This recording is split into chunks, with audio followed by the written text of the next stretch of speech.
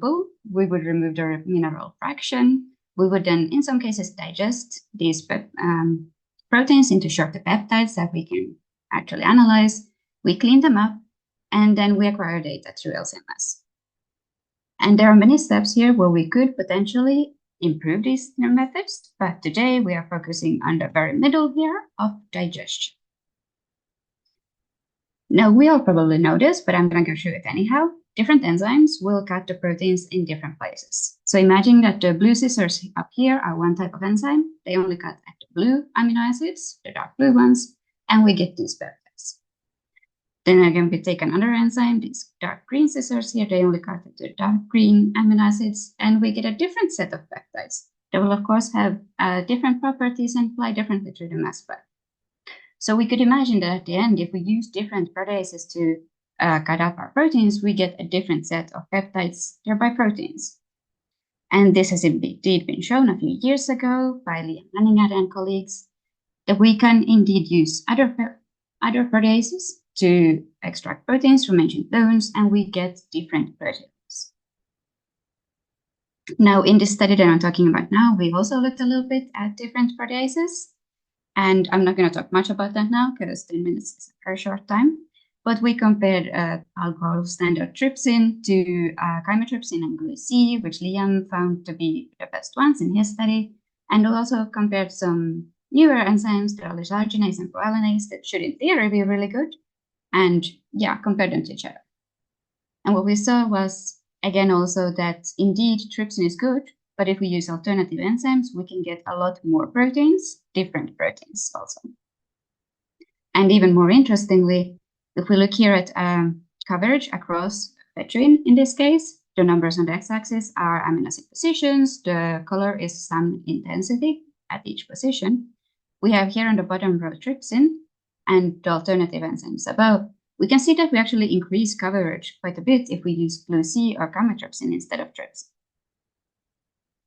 So that led to what if we did a crazy thing and used two proteases after each other? Well, at the same time, actually another group also, Sheldon and colleagues, were looking at the same thing. And they were aiming to try to increase the amount of immune peptides that they could get from a tooth by using a double digestion approach, and show that this was indeed very much possible. And what we did was to focus on the entire bone proteome, and the experimental setup was that we used 3 different bones. We had 2 Pleistocene horse bones and 1 Holocene cattle bone as a more modern comparison.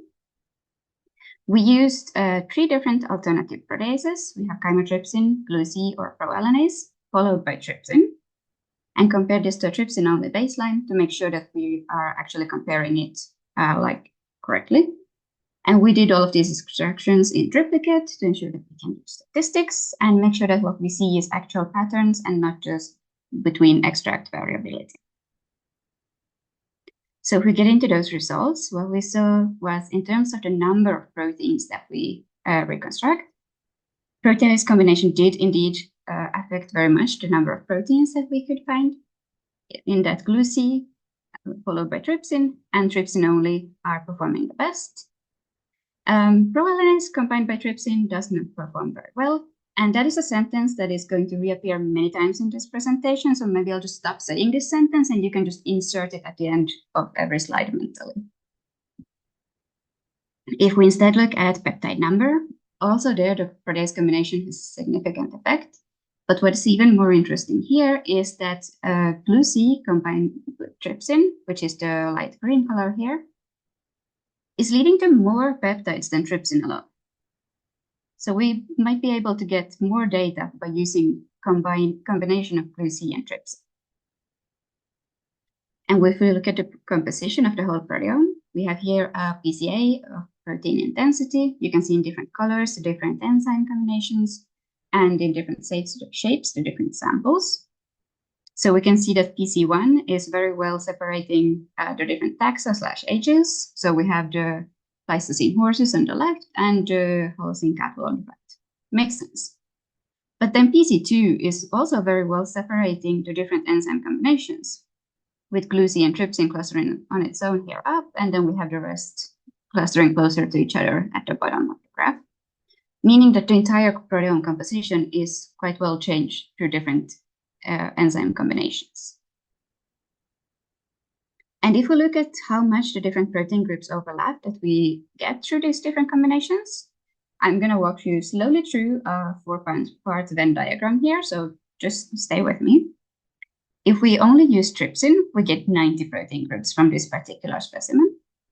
Then if we combine glucine and trypsin, we get an additional 43 protein groups. If we combine chymotrypsin and trypsin, we get an additional 34 protein groups that are not seen through any of the other combinations. And, well, let's not talk about proalanase trypsin too much, but focus on this part here, which is very exciting, that if we do these combinations of glucine trypsin or chymotrypsin trypsin, we have a lot more proteins that we can get. And there are only 22 that are shared between all the different 3 approaches. And if we focus in on proteins, because we're only interested in presence absence, but also in coverage, we have again here the same type of figure where you imagine a protein stretched out, and along the x-axis we have different amino acid positions. And first here showing collagen 1 and 2. Top figure here is the cattle, then we have the Pleistocene horses at the bottom. Well, the main thing you can see is that it doesn't really matter. There's so much collagen here that just do anything, you'll get a lot of collagen. But if we look at the non-collagenous protein instead, fettin once again, we can see that if we do a combination of enzymes, for example, focus down here on the F35 bone, around 300 amino acids, this is a very visible position, which is why I'm pointing at that one. You can see that through combination of glucine or chymotrypsin and trypsin, we get a lot higher intensity and also slightly better coverage, which is very much something that we want, especially with phylogenetic studies.